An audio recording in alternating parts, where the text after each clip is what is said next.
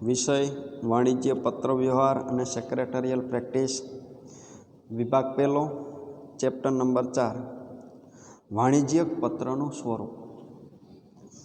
એની અંદર તો કે ભાઈ વાણિજ્યક પત્રના લખાણની વિવિધ શૈલીઓ છે, જેનો આપણે અગાઉના ચેપ્ટરની અંદર અભ્યાસ કરેલો છે. તો કે આ શૈલીઓ પૈકી ફૂલ બ્લોક્ડ ફોર્મ અને મોડિફાઈડ બ્લોક ફોર્મ વિશેષ રીતે વપરાય છે. તો આ જે પત્રના લખાણ માટેની જે વિવિધ શૈલીઓ છે એ શૈલીઓની અંદર તો કે ભાઈ ફૂલી બ્લોક શૈલી છે તેનો ઉપયોગ થતો જોવા મળે છે, અને મોડિફાઈડ બ્લોક શૈલી છે તેનો પણ ઉપયોગ થતો જોવા મળે છે. વાણિજ્યક પત્રમાં કેટલાક લક્ષણો કે જે પત્રને અર્થસભર બનાવે છે તેનું ધ્યાન રાખવું જરૂરી છે. તો કે ભાઈ વાણિજ્યક પત્રના કેટલાક લક્ષણોની અંદર તો કે જે હેતુ માટે જે અર્થે પત્ર લખાણો હોય તે અર્થ સિદ્ધ થઈ શકે તેવો પત્ર છે એ હોવો જરૂરી છે. એ બાબતની આપણે પત્ર લખતી વખતે કાળજી રાખવી જોઈએ. આ ઉપરાંત પત્રને જ્યારે આપણે હાથમાં લઈએ છીએ ત્યારે સૌ પ્રથમ તેના બાહ્ય દેખાવ તરફ આપણું ધ્યાન ખેંચાય છે. તેથી તેના બાહ્ય દેખાવને આકર્ષક બનાવનારી 6 બાબતો જેવી કે કાગળની પસંદગી હતી, ટાઈપિંગ હતી, હાંસિયો હતું, જે આપણે ચેપ્ટર 3ની અંદર અભ્યાસ કરેલો છે તેમના વિશે પણ કાળજી રાખવી જરૂરી છે. આમ પત્રના દેખાવમાં પત્ર છે એ દેખાવની અંદર સારો હોય અને યોગ્ય રીતે લખાયેલો હોય તો વાણિજ્યક સંચારની પ્રક્રિયા ફળદાયક બને છે. એટલે કે જે હેતુ માટે આપણે પત્ર લખેલો હોય એ હેતુ છે એ સિદ્ધ થઈ શકે છે. આ ઉપરાંત વાણિજ્યક પત્રનો ઢાંચો અથવા તો માળખું, સ્વરૂપ એ પણ ખૂબ અગત્યનું પાસું છે. વાણિજ્યક પત્રના બધા જ ભાગની ગોઠવણી જે તે ક્રમ અનુસાર થાય તો જ પત્ર છે અર્થસભર બને છે. તો કે ભાઈ પત્રની અંદર જે ભાગને સમાવવામાં આવેલા છે એની ગોઠવણી છે યોગ્ય રીતે થવી જોઈએ. એટલે કે શીર્ષક, તારીખ છે, આંતરિક સરનામું છે, સંબોધન છે, પત્રનો મુખ્ય ભાગ છે, સમાપન છે અને સહી. તો કે આને શું કહેવાય? તો કે ભાઈ એના જે ભાગ છે એ વ્યવસ્થિત રીતે એક સમાન રીતે ગોઠવાયેલા હોવા જોઈએ. તો શું થઈ શકે? તો કે ભાઈ વાણિજ્યક પત્ર છે એ જે હેતુ માટે લખાયેલો છે એ સિદ્ધ થઈ શકે અને વાંચનાર પર પણ ધારી અસર છે એ ઉપજાવી શકીએ છીએ. આ વિવિધ ભાગ પૈકી કેટલાક ભાગ કાયમી ભાગ એટલે કે નિયમિતપણે અથવા તો ફરજિયાતપણે પત્રમાં સામેલ હોવા જોઈએ, અને જ્યારે કેટલાક ભાગ છે અને પ્રસંગોપાત ભાગ એટલે કે જ્યારે તેમની જરૂર હોય ત્યારે તેમનો પત્રના માળખામાં સમાવેશ થાય છે. તો કે ભાઈ અહીંયા આપણે કેવા ભાગોનો ઉપયોગ કરવાનો છે? તો કે એક તો નિયમિતપણે ફરજિયાતપણે સામેલ હોય એવા ભાગોનો આપણે ઉપયોગ કરવાનો છે, અને બીજું તો કે ભાઈ પ્રસંગોપાત ભાગ છે તેનો આપણે ઉપયોગ કરવાનો છે. અને એ અભ્યાસ છે આપણે આ ચેપ્ટરની અંદર કરવાનો છે. તો કે ભાઈ કેટલાક પ્રસંગો ભાગ છે તેને મરજિયાત ભાગ અથવા તો જરૂર મુજબ સમાવેશ કરાતા ભાગ પણ કહી શકાય છે. આમ વાણિજ્ય પત્રમાં સ્વરૂપમાં સમાવેશ થતા તમામ ભાગોને 2 ભાગની અંદર વહેંચી શકાય છે: કાયમી ભાગ અને પ્રસંગોપાત ભાગ. અહીંયા તમને પ્રશ્ન પૂછે. શું પ્રશ્ન પૂછે? તો કે ભાઈ વાણિજ્યક પત્રના સ્વરૂપમાં સમાવેશ થતા ભાગને કેટલા વિભાગની અંદર વહેંચી શકાય? તો કે ભાઈ 2 વિભાગની અંદર વહેંચી શકાય, 2 ભાગની અંદર વહેંચી શકાય. એક તો કાયમી ભાગ અને બીજું પ્રસંગોપાત ભાગ. બરોબર છે? તો આપણે વાણિજ્યક પત્રના કાયમી ભાગો છે તેનો અભ્યાસ કરશું. તો એમાં આપણે જોઈએ તો કાયમી ભાગની અંદર વાણિજ્યક પત્રોનું નિયત પૂર્વ નિર્ધારિત સ્વરૂપ જાળવવું જરૂરી છે. તો કે ભાઈ વાણિજ્ય પત્રનું આપણે લખાણ કરીએ છીએ ત્યારે નક્કી કરેલ સ્વરૂપ છે એ જાળવવું છે એ જરૂરી બની જાય છે. એ મુજબ શીર્ષક આપી શકાય, એ મુજબ તારીખ લખી શકાય, એ મુજબ આંતરિક સરનામું લખવું જરૂરી છે, એ મુજબ સંબોધન લખવું જરૂરી છે, એ મુજબ પત્રનો મુખ્ય ભાગ, શુભેચ્છા દર્શક, સમાપન, સહી એટલે કે હસ્તાક્ષર જેવા કાયમી ભાગ તેમના નિયત ક્રમમાં અને નિયત સ્થાને લખાય તેની સંપૂર્ણ કાળજી લેવાવી જોઈએ. તો કે ભાઈ વાણિજ્યક પત્રની અંદર મહત્ત્વની બાબત શું છે? તો કે ભાઈ વાણિજ્યક પત્રની અંદર મહત્ત્વની બાબત એ છે કે જે સ્થળે જે ભાગનો સમાવેશ થતો હોય, જે જગ્યાએ જે ભાગનો સમાવેશ થતો હોય એ જગ્યાએ એ ભાગ છે રાખવો જરૂરી છે. આ માટેની કાળજી રાખવી પણ જરૂરી છે અને સંપૂર્ણ માહિતી ધરાવતા હોવા જોઈએ. એમાંનો એક પણ ભાગ બાકાત રહે તો સ્વરૂપની દ્રષ્ટિએ પત્ર ખામીભર્યો ગણાય છે. બરોબર છે? તો કે ભાઈ એ બધા ભાગ છે એ પત્રની અંદર હોવા જરૂરી છે. જો એમાંથી કોઈ પણ એક ભાગ છે તેનો આપણે સમાવેશ કરેલ ન હોય તો એ પત્ર છે એ ખામી ભરેલો પત્ર છે તેવું કહી શકાય. સમજાઈ ગયું? તો આગળ આપણે જોઈએ તો અહીંયા વાણિજ્યક પત્રમાં નિયમિતપણે સમાવતા ભાગની નમૂના સાથે સમજૂતી આપણે આપેલી છે. તો એમાં નંબર 1 કીધેલું છે શીર્ષક. તમારે યાદ રાખવું પડશે. બીજો નંબર તો કે ભાઈ પત્રની તારીખ. ત્રીજો નંબર તો કે આંતરિક સરનામું. ચોથો નંબર તો કે ભાઈ સંબોધન. પાંચમો નંબર તો કે ભાઈ પત્રનો મુખ્ય ભાગ. એની અંદર તો કે ભાઈ પ્રારંભિક ફકરો, મધ્ય ફકરો, અંતિમ ફકરો. પછી તો કે ભાઈ શુભેચ્છા દર્શક સમાપન અને છેલ્લે સહી અથવા હસ્તાક્ષર. વાણિજ્યક પત્રમાં નિયમિતપણે સમાવતા ભાગ કેટલા છે? તો કે ભાઈ અહીંયા આપને આપેલા છે. કયા ભાગ કીધેલા છે? તો કે ભાઈ શીર્ષક છે, પત્રની તારીખ છે, આંતરિક સરનામું છે, સંબોધન છે, પત્રનો મુખ્ય ભાગ છે, શુભેચ્છા દર્શક સમાપન છે અને સહી છે. તો પત્રના મુખ્ય ભાગો અહીંયા 7 છે.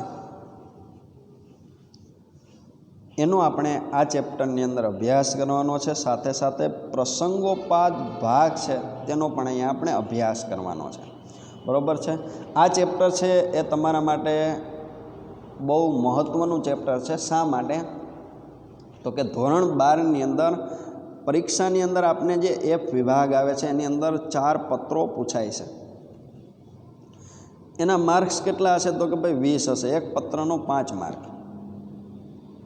જો અહીંયા તમે આ બાબત ઉપર કાળજી રાખશો, વાણિજ્યક પત્રકમાં જે નિયમિતપણે સમાવતા ભાગ છે તેની તમે વ્યવસ્થિત સમજૂતી મેળવશો તો શું થશે?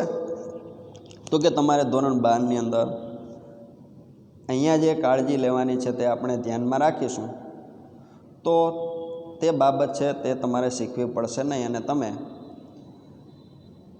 ધોરણ 12ની અંદર પ્રવેશ કરશો ત્યારે જ પત્રમાં તમે લગભગ 12 માર્ક્સ છે ને તમે પ્રાપ્ત કરી શકશો. અને પછી અભ્યાસ કર્યા પછી તમારે 8 માર્કનો જ અભ્યાસ કરવાનો થશે. સમજાણું? તો એટલા માટે આ ચેપ્ટર છે આપણા માટે ઉપયોગી છે. તો એની અંદર આપણે જોઈએ તો વાણિજ્યક પત્રમાં નિયમિતપણે સમાવતા ભાગનો નમૂનો આપેલો છે. આ મુજબ આપણે જે તે ભાગ છે એ જે તે જગ્યાએ રાખી શકીએ છીએ. અહીં નંબર 1 આપેલો છે શીર્ષક. શીર્ષકની અંદર ફોન નંબરનો પણ સમાવેશ થાય છે અને ઈમેલનો પણ સમાવેશ થાય છે.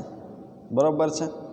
તો કે ભાઈ જે વ્યક્તિ કે પેઢી કે સંસ્થા પત્રનું લખાણ કરે છે એનું નામ અને એનું સરનામું એને શીર્ષક કહેવામાં આવે છે, બરાબર છે। સાથે જે તે પેઢી કે સંસ્થા કે વ્યક્તિ પત્ર લખે છે એનો ફોન નંબર અને જે પેઢી કે સંસ્થા પત્ર લખે છે એનું ઈમેલ એડ્રેસ, આ નંબર પહેલો આપેલો છે, પહેલો ભાગ। બીજો નંબર આપેલો છે તો કે ભાઈ તારીખ લખવાની ક્યાં છે તો કે ભાઈ શીર્ષકની નીચે લખવાની છે। આપણે જોઈએ તો અહીંયા શીર્ષકની નીચે કોનો સમાવેશ થયો છે તો કે ભાઈ તારીખનો। શીર્ષકની અંદર તો કે ભાઈ ફોન નંબરનો સમાવેશ થાય ને ઈમેલનો સમાવેશ થાય, એના પછી તારીખ લખવાની હોય છે। તારીખની નીચે નંબર ત્રીજો તો કે ભાઈ આંતરિક સરનામું, તો કે જે વ્યક્તિ છે એ પત્ર મેળવવાની છે તેનું સરનામું એને શું કહેવામાં આવે છે તો કે તેને આંતરિક સરનામા તરીકે ઓળખવામાં આવે છે, બરાબર છે। તો એ આંતરિક સરનામું છે અને ત્રીજો નંબર આપી શકાય। પછીનો નંબર તો કે ભાઈ સંબોધન, નંબર 4। ત્યાં આપણે જોઈએ છીએ તો કે ભાઈ પત્ર જે વ્યક્તિને આપણે લખતા હોય એની સાથે આપણો કયા પ્રકારનો સંબંધ છે એ મુજબ આપણે તેને સંબોધન છે એ લખતા હોઈએ છીએ, એ અહીંયા લખી શકાય છે, બરાબર। પછીનો નંબર આવે છે પત્રનો મુખ્ય ભાગ। પત્રનું જે લખાણ હોય છે, પત્રની અંદર આપણે જે લખાણ કરીએ છીએ, પત્ર જે બાબત માટે લખાયેલો છે એનું જે વર્ણન છે એને ક્યાં નામે ઓળખવામાં આવે છે તો કે ભાઈ પત્રનો મુખ્ય ભાગ કહેવામાં આવે છે। પછી તો કે ભાઈ નંબર 6 આવે છે શુભેચ્છા દર્શક સમાપન અને છેલ્લે આવે છે સહી। નંબર 1ની અંદર શું જોયું હતું તો કે ભાઈ શીર્ષક જોયું હતું, હેડિંગ જોયું હતું। બીજા નંબરની અંદર તારીખ, ત્રીજા નંબરની અંદર આંતરિક સરનામું, ચોથા નંબરની અંદર સંબોધન, પાંચમા નંબરની અંદર મુખ્ય ભાગ, છઠ્ઠા નંબરની અંદર શુભેચ્છા દર્શક સમાપન અને સાતમા નંબરની અંદર સહી, બરાબર છે। તો આ શું છે તો કે ભાઈ પત્રના મુખ્ય ભાગો છે। હવે આપણે આગળ વધીએ તો અહીંયા વાણિજ્યક પત્રના પ્રસંગોપાત ભાગ, તો કે ભાઈ પ્રસંગોપાત ભાગ એટલે કે કાયમી જે ભાગ છે તેનો આપણે ઉપયોગ કરતા નથી તે, એમાં તો કે ભાઈ અંગત અથવા અન્ય નોંધ આપેલી છે જેનો આપણે વિશેષ અભ્યાસ કરીશું। બીજો નંબર તો કે ભાઈ ધ્યાનાકર્ષક રેખા આપેલી છે। પછી તો કે ભાઈ વિષય સૂચક રેખા આપેલી છે। પછી તો કે ભાઈ બિડાણ આપેલું છે। પછી તો કે ભાઈ કાર્બન કોપીની નોંધ આપેલી છે। પછી તો કે ભાઈ ઓળખ રેખા આપેલી છે। પછી તો કે ભાઈ ટપાલ રવાનગી અંગેની સૂચના આપેલી છે અને પછી તો કે તાજા કલમ આપેલી છે। આ શું છે તો કે ભાઈ વાણિજ્યક પત્રની અંદર સમાવાતા પ્રસંગોપાત ભાગ, જેનો પણ આપણે અભ્યાસ કરવાનો થશે। અહીંયા વાણિજ્યક પત્રમાં જોવા મળતા પ્રસંગોપાત ભાગની નમૂના સાથે સમજૂતી આપેલી છે, તો તે આપણે પહેલાં જોશું। તો કે ભાઈ વાણિજ્યક પત્રોમાં સમાવાતા 7 ભાગ ઉપરાંત કેટલાક પ્રસંગોપાત ભાગ પણ છે જેમનો જરૂરિયાત મુજબ ઉપયોગ કરવાનો હોય છે। તો કે ભાઈ આ જે પ્રસંગોપાત ભાગ છે તેનો ઉપયોગ કઈ રીતે કરવાનો છે તો કે ભાઈ એની પત્રની અંદર કઈ રીતના જરૂરિયાત છે એ મુજબ એનો ઉપયોગ કરવાનો હોય છે। આ પ્રસંગોપાત ભાગના સ્થાને અને પ્રયોજન તથા તેમાં સમાવાતી માહિતી અંગે સંપૂર્ણ સ્પષ્ટતા કેળવવી, તેમના પ્રત્યે કાળજી રાખવી જોઈએ। હવે પછીના પ્રસંગોપાત અંગો પૈકી કેટલાક પત્રના મુખ્ય ભાગની પહેલ અથવા પછીના સ્થાને લખાય છે, તો કેટલાક ભાગ છે એ હસ્તાક્ષર પછી પણ લખાય છે। તો કે ભાઈ પ્રસંગોપાત ભાગ છે તે ક્યાં લખાય છે તો કે ભાઈ મુખ્ય ભાગની પહેલાંય લખાય, એના પછી લખાય, અને કેટલાક છે એ હસ્તાક્ષર પછી પણ લખાય છે। તો જે આપણે નમૂનાની અંદર જોઈએ તો કે અહીંયા શીર્ષક છે એ મુખ્ય ભાગ છે, બરાબર છે. તારીખ છે, મુખ્ય ભાગ છે, પણ અંગત અથવા અન્ય નોંધ છે તારીખ પછી લખાય છે, તે તમારે ધ્યાન રાખવાનું થશે. બરાબર. પછી ફોન નંબર છે એ બધું શીર્ષકની અંદર આવી જાય છે. ઈમેલ છે એ શીર્ષકની અંદર આવી જાય છે. આંતરિક સરનામું એ મુખ્ય ભાગ છે. પછી આવે છે તો કે ભાઈ ધ્યાનાકર્ષક રેખા અને વિષય સૂચક રેખા. એ ક્યાં આવે છે તો કે આંતરિક સરનામા પછી અને સંબોધનની પહેલાં. ધ્યાનાકર્ષક રેખા અને વિષય સૂચક રેખા, એની અંદર આપણે વિષય સૂચક રેખા છે તેનો આપણે મોટા પાયા પર ઉપયોગ કરતા હોઈએ છીએ. આપણે તેને વિષય કહીએ છીએ. બરાબર છે. પછી તો કે ભાઈ સંબોધન છે મુખ્ય ભાગની અંદર સમાવેશ થાય છે. શુભેચ્છા દર્શક સમાપન છે અને હસ્તાક્ષર છે તેનો સમાવેશ પણ મુખ્ય ભાગની અંદર થાય છે. તો કે હસ્તાક્ષર પછી કેનો સમાવેશ થાય તો કે ભાઈ બિડાણનો સમાવેશ થાય. પછી કોનો સમાવેશ થાય તો કે ભાઈ કાર્બન કોપીની નોંધ છે તેનો સમાવેશ થાય. એટલે એને સીસી કહેવામાં આવે છે, કાર્બન કોપી નોટેશન. પછી તો કે ભાઈ ઓળખ રેખા છે તેનો સમાવેશ થાય છે. પછી તો કે ભાઈ ટપાલ રવાનગી અંગેની સૂચના તેનો સમાવેશ થાય છે. અને પછી તો કે તાજા કલમ છે તેનો સમાવેશ થાય છે. આ બધા પ્રસંગોપાત ભાગ છે. અગાઉ આપણે વાત કરી હતી એમ તો કે ભાઈ પત્રના મુખ્ય ભાગ પહેલાં અને મુખ્ય ભાગની પછી, એટલે કે હસ્તાક્ષર પછી પણ પ્રસંગોપાત ભાગ છે તેનો સમાવેશ છે તે થઈ શકે છે. સમજાઈ ગયું? તો હવે આપણે જોવાનું છે આગળ તો કે ભાઈ વાણિજ્ય પત્રમાં નિયમિતપણે સમાવાતા ભાગની વિસ્તૃત ચર્ચા. તો એમાં આપણે જોઈએ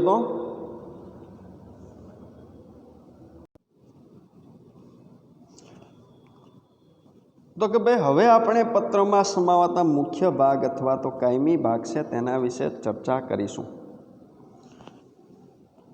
મૂળ શું યાદ રાખવાનું છે તો કે ભાઈ મૂળ શીર્ષક ક્યાં આવે ને એ બાબતની આપણી પાસે માહિતી હોવી જરૂરી છે. આનાથી ફાયદો શું થશે તો કે ભાઈ તમે છે ને સરનામું લખતા શીખી જશો. કોનું તો કે ભાઈ પત્ર લખનારનું.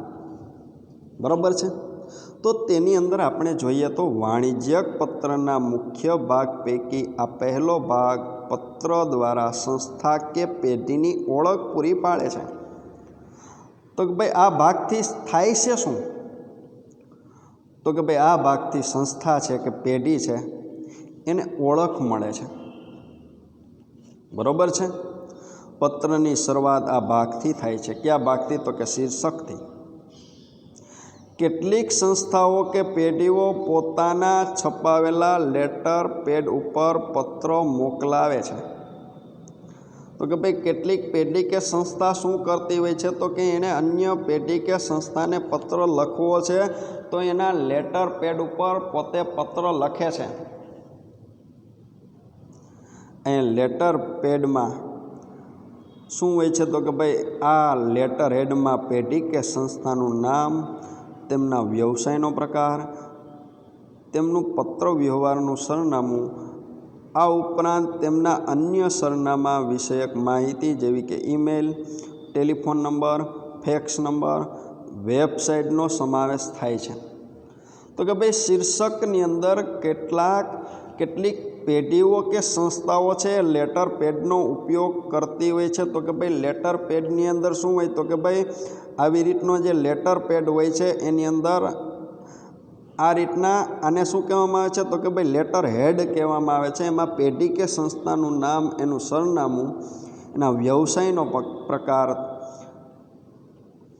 અને સરનામા જેવી માહિતી તો કે ભાઈ ઈમેલ છે, ટેલિફોન છે, ફેક્સ અને વેબસાઇટ એ બધું અહીંયા લખેલું હોય છે. સમજાઈ ગયું? તો કે એને શું કહેવામાં આવે છે તો કે ભાઈ લેટર પેડ કહેવામાં આવે છે. અને જ્યાં ઉપર લખાણ લખેલું છે એને લેટર હેડ કહેવામાં આવે છે. ખ્યાલ આવે છે? બરાબર છે. તો આગળ આપણે જોઈએ તો સાથે સાથે પેઢી કે સંસ્થાનું આગવું પ્રતીક અથવા તો ચિહ્ન જેને આપણે લોગો કહીએ છીએ તેનો પણ સમાવેશ અહીં થાય છે. શેમાં? તો કે ભાઈ આ જે લેટર હેડ છે એની અંદર. બરાબર. આપણે જોઈએ તો આપણી સ્કૂલ હોય તો એનું જે સિમ્બોલ હોય તો એનો સમાવેશ આપણે જે એલસી મેળવતા હોઈએ છીએ, એલસીની અંદર ઉપર આખી સ્કૂલની ડિટેલ્સ આપેલી હોય છે, માહિતી આપેલી હોય છે, સ્કૂલનું નામ છે, સરનામું છે, ફોન નંબર છે, ઈમેલ એડ્રેસ છે, એ વગેરે બાબતો એનો સમાવેશ એમાં થયેલો હોય છે. તો કે ભાઈ લેટર હેડની અંદર થયેલો હોય છે. આગળ તો કે ભાઈ ઉપરયુક્ત સર્વે બાબતો તેમના નિયત સ્થાન ઉપર રજૂ કરવામાં આવે છે. એ સંસ્થા કે પેઢીનું નામ સામાન્ય રીતે મોટા અક્ષરોમાં કાગળની વચ્ચે લખવામાં આવે છે. અહીંયા આપણે શું યાદ રાખવાનું છે? તો કે ભાઈ હવે આપણા માટે મહત્ત્વની બાબત છે તે શરૂ થાય છે. કઈ બાબત છે તે શરૂ થાય છે? તો કે ભાઈ આપણે જ્યારે શીર્ષક લખીએ છીએ ત્યારે તો કે ભાઈ પેઢીનું જે નામ છે કે સંસ્થાનું જે નામ છે એ મોટા અક્ષરોમાં કાગળની વચ્ચે લખવામાં આવે છે. બરાબર છે. આજે આપણા પત્રનો કાગળ છે એની વચ્ચોવચ તો કે ભાઈ પેઢીનું નામ લખવામાં આવે છે. તેની ડાબી કે જમણી તરફ લોગો છાપવામાં આવે છે. કાં તો ભાઈ ડાબી તરફ એનો લોગો હોય ને કાં તો જમણી તરફ એનો લોગો હોય, અથવા તો કેટલાક લેટર હેડની અંદર શું હોય છે, લેટર પેડની અંદર તો કે ભાઈ પત્રની અંદર એ છપાયેલો જ હોય છે. બરાબર છે. કાગળમાં તે પ્રકાશિત થતો જોવા જ મળે છે. અથવા ઉપસાવવામાં આવે છે. આગળ આપણે તેમ વાત કરી તેમ સામાન્ય રીતે પત્ર છે એ કાળા અથવા ભૂરા રંગના અક્ષરોમાં લખાય છે. ભૂરા રંગના અક્ષરો એટલે આપણે બ્લુ પેનનો ઉપયોગ કરીએ છીએ ભાઈ, અથવા તો કાળી પેનના ઉપયોગથી પત્ર છે તે લખી શકાય. પરંતુ પેઢીનું નામ અલગ રંગથી લખી શકાય. આ જે નામ લખ્યું છે એના માટે આપણે જુદા રંગનો ઉપયોગ કરી શકીએ છીએ. અહીંયા વાણિજ્યક પત્રમાં સરનામું લખવા માટે સામાન્યપણે ચોક્કસ માહિતીથી સર્વસામાન્ય માહિતી તરફ જવાના ક્રમને અનુસરવામાં આવે છે. આપણા માટે આ ટૂંકો પ્રશ્ન છે. તો કે ભાઈ વાણિજ્યક પત્રની અંદર સરનામું લખવું છે તો કઈ રીતના લખી શકાય? તો કે ભાઈ સામાન્યપણે ચોક્કસ માહિતીથી સર્વસામાન્ય માહિતી તરફ જવાના ક્રમને અનુસરવામાં આવે છે. તો કે ભાઈ કેવી ચોક્કસ માહિતી અને કેવી સર્વસામાન્ય માહિતી? એટલે કે સરનામાની અંદર પહેલાં દુકાનનો નંબર લખવામાં આવે છે. બરાબર છે. ત્યારબાદ મકાન, બિલ્ડિંગ, કોમ્પ્લેક્સનું નામ. તો કે દાખલા તરીકે આપણે પહેલાં શું કરવાનું? તો કે ભાઈ પેઢીનું નામ લખેલું છે. શું લખ્યું છે? તો કે ભાઈ બેટર હોમ એપ્લાયન્સીસ. પછી તો કે ભાઈ એ કઈ જગ્યાએ આવેલી છે? તો કે ભાઈ જે મકાન હોય, જે દુકાન હોય, જે પ્લોટ હોય એનો નંબર, અને જે જગ્યાએ આવેલી હોય તે કોમ્પ્લેક્સનું નામ, તે એરિયાનું નામ. ત્યારબાદ જે તે વિસ્તારનું નામ. બરાબર છે. પહેલાં તો કે ભાઈ મકાનનો નંબર, મકાન ઉપર કોઈ નામ આપેલું હોય તો, બિલ્ડિંગનું કોઈ નામ હોય તો, કોમ્પ્લેક્સનું કોઈ નામ હોય તો, અને પછી તો કે સોસાયટી આપણી ભાષામાં કહીએ તો જે તે વિસ્તારનું નામ. પછી તો કે એ વિસ્તારમાં જે પોસ્ટ ઓફિસ અંતર્ગત આવતો હોય તેનું નામ. દાખલા તરીકે આપણે જોઈએ તો આપણે જુનાગઢની અંદર રહેતા હોય તો શું લખીએ? તો કે ભાઈ ટીંબાવાડી જુનાગઢ, જોશીપરા જુનાગઢ, આઝાદ ચોક જુનાગઢ, ગાંધીગ્રામ જુનાગઢ. સમજાઈ ગયું? તો કે જે પોસ્ટ ઓફિસથી આપને ટપાલ મળતી હોય એનું નામ લખવાનું, અને ત્યારબાદ શહેરનું નામ લખવાનું, અને શહેરનો પિનકોડ લખવામાં આવે છે. સમજાઈ ગયું? ક્યારેક શહેરના નામને મોટા અક્ષરોમાં લખવામાં આવે છે. આ ઉપરાંતની અન્ય વિગતો જેવી કે telephone number, fax number, email address, website અંગેની માહિતી ડાબી કે જમણી બાજુએ રહેતી જગ્યામાં વ્યવસ્થિતપણે ગોઠવીને મૂકવામાં આવે છે. તો કે ભાઈ આ સિવાય આપણે કોઈ વિગતો છે તેનો સમાવેશ કરવા માગતા હોય તો એ પણ થઈ શકે. કેવી વિગતો? તો કે ભાઈ ટેલિફોન નંબર આપણે લખવા માગતા હોય, ફેક્સ નંબર છે લખવા માગતા હોય, ઈમેલ એડ્રેસ છે લખવા માગતા હોય, વેબસાઇટ નંબર છે તે આપણે લખવા માગતા હોય, એ પણ ડાબી કે જમણી બાજુએ જે જગ્યા રહેતી હોય ત્યાં આપણે લખી શકીએ છીએ. આ રીતે પહેલો ફરજિયાત ભાગ શીર્ષક જે ઘણી બધી માહિતી છે એ પૂરી પાડી છે, છતાં કાગળનો 1/5 કરતાં વધુ ભાગ છે એ આવરી ન લે તેની તકેદારી રાખવી જોઈએ. સમજાઈ ગયું? તો કે ભાઈ અહીંયા શું કીધું છે? તો કે ભાઈ કેટલીક વિગતો તો આપણે સમાવીએ છીએ, પણ કાગળનો જે ભાગ છે એનો 1/5 ભાગ કરતાં વધુ જગ્યા એની અંદર હોવી જોઈએ નહીં. સમજાણું? તો એની પણ અહીંયા કાળજી રાખવી પડે છે. અને ક્યારેક સંદર્ભ નંબરનો પણ આ ભાગની અંદર સમાવેશ થતો હોય છે, એટલે કે રેફરન્સ નંબર. ધંધાકીય એકમ છે, આખો દિવસ કેટલાક પત્રો છે મોકલતી હોય તો એના માટે જે તે તારીખના જે તે પત્રો છે એને પોતે જાવક નંબર આપેલું હોય છે, તો કે રેફરન્સ નંબર કહેવામાં આવે છે. સમજાણું? કોઈ મોટી સંસ્થાઓ છે એ આખો દિવસની અંદર કેટલાક પત્રો લખતી હોય છે, તો કેમ ખ્યાલ આવશે કે ભાઈ કે દિવસનો પત્ર હતો? તો એની અંદર તારીખ, મહિનો, વર્ષ અને નંબર લખેલા હોય છે. દાખલા તરીકે જોઈએ તો 20/12 કરી ઓબ્લિક કરી, બરાબર છે? તો કે ભાઈ 20/12 એની અંદર ઓબ્લિક કરીને તો કે ભાઈ પહેલો પત્ર. આને શું કહેવાય? તો કે ભાઈ રેફરન્સ નંબર કહી શકાય. જેનાથી ખ્યાલ પડે તો કે ભાઈ 20મી તારીખે 12મા મહિનામાં 2020ની સાલમાં તો કે ભાઈ પહેલો પત્ર લખાયેલો હતો ને એ તો કે શેના વિશેનો હતો, કોને લખેલો હતો, એના રેકોર્ડની અંદર, એના રજિસ્ટરની અંદર એ લખાણ થયેલું હશે. સમજાણું? પછી ઉદાહરણ એ આપેલું છે શેના માટેનું? તો કે ભાઈ જે આપણે શીર્ષક લખ્યું છે એ સંદર્ભે. તો કે ભાઈ બેટર હોમ એપ્લાયન્સીસ. આને ચોક્કસ માહિતી કહેવામાં આવે છે, ચોક્કસથી સામાન્ય માહિતી. સામાન્ય માહિતી એટલે શું? તો કે આ બધી સામાન્ય માહિતી છે એ તમને લાગુ પડશે, મને લાગુ પડશે. આપણે આજુબાજુમાં જે ધંધાર્થીઓ છે એ બધાને આ જ સરનામું હશે, એમાં નજીવો ફેરફાર હશે. સમજાણું? પણ ચોક્કસ માહિતી એટલે શું? તો કે ભાઈ આપને પોતાને જ પત્ર મળે એ ચોક્કસ માહિતી કહેવાય. તો કે ભાઈ બેટર હોમ એપ્લાયન્સીસ. અરે ભાઈ ધંધો શું કરે છે? તો કે ભાઈ ઘર વખરી સામાનના વિક્રેતાઓ છે, એટલે કે ઘર વખરીની સામગ્રી છે એનું વેચાણ કરે છે. કઈ જગ્યાએ આવેલ છે? તો કે ભાઈ અહીંયા આપણે કીધું તું નંબર લખવાનો, પ્લોટ નંબર લખવાનો, ઘર નંબર લખવાનો. તો કે 10 વિનીત ચેમ્બર્સ. તો કે જે જગ્યાએ આવેલ છે ભાઈ, તો કે ભાઈ એક ચેમ્બર્સ છે, એ ક્યુ ચેમ્બર્સ છે? તો કે ભાઈ વિનીત ચેમ્બર્સ. પછી તો કે ભાઈ એરિયો શું છે? તો કે એસટી બસ સ્ટેશનની પાછળ. સમજાય છે ભાઈ? પછી તો કે ભાઈ બારડોલી. અને જિલ્લો કયો આવશે? તો કે સુરત. અહીંયા શું આપને કીધું હતું? તો કે ચોક્કસ માહિતીથી સામાન્ય માહિતી તરફ શીર્ષક છે લખવામાં આવે છે. સાથે સાથે તો કે ભાઈ એની અંદર વધુ વિગતો આપણે એડ કરવા માગતા હોય તો કે ભાઈ ફેક્સ નંબર છે, પછી તો કે ભાઈ ફોન નંબર છે અને ઈમેલ છે. ફેક્સ અત્યારે આપણે જોઈએ તો કેટલીક સરકારી કચેરીઓ છે એની અંદર જોવા મળતું હોય છે.